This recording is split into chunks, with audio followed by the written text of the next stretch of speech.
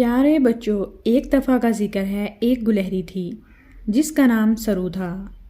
وہ ایک درخت کے پیچھے چھپ کر بیٹھی کچھ ہی دور کھیلنے والے بچوں کو دیکھ رہی تھی، اور اس کی آنکھیں اس طرح چمک رہی تھیں جیسے وہاں ستارے اتر آئے ہوں۔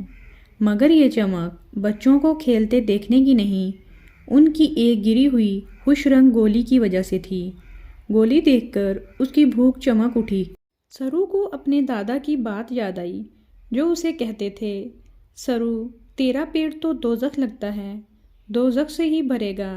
ایسی ندیدی ہے کہ ادھر کھانے کی چیز نظر آتی ہے، ضابطے قاعدے رشتے ناتے سب بھول کر اس پر قبضہ جمانے کو بھاگتی ہو۔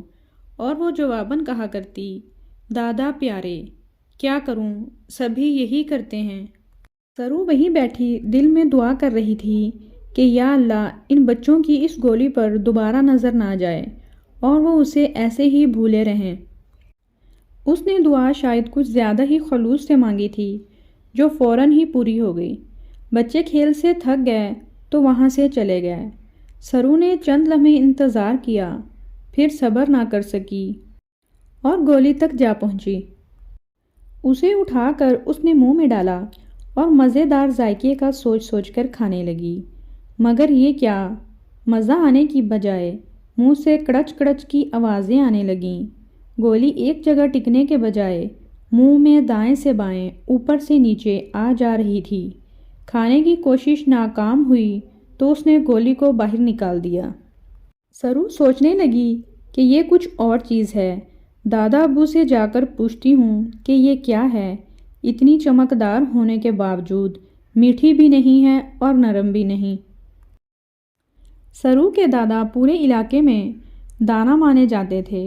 چھوٹے بڑے سبھی جانور اور پرندے ان سے مشورے کرنے اور باتیں سننے آتے۔ سرو گولی اپنے دادا کے پاس لے آئی اور انہیں ساری بات بتائی کہ اسے یہ گولی کہاں سے ملی ہے۔ دادا نے بڑے سکون سے اس کی ساری بات سنی، پھر گولی دیکھی اور بولے، بیٹے جی یہ اچھی چیز نہیں ہے، تم نے چوری کی ہے، تم یہ کیوں اٹھا کر لائی ہو؟ سرو کہنے لگی، واہ کیوں اٹھا لائی، کیسے مزے سے کہہ دیا۔ میں کتنی دیر وہاں انتظار کرتی رہی کہ وہ بچے جائیں اور میں یہ گولی اٹھا لاؤں، میں نے کوئی چوری نہیں کی۔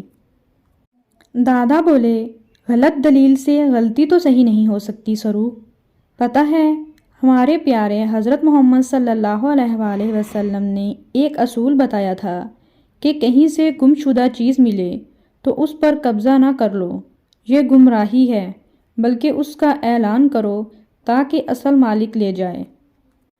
اب تم اسے واپس لے جاؤ اور اسے وہاں رکھاؤ تاکہ بچے ڈھونڈتے ہوئے آئیں تو یہ انہیں واپس مل جائے۔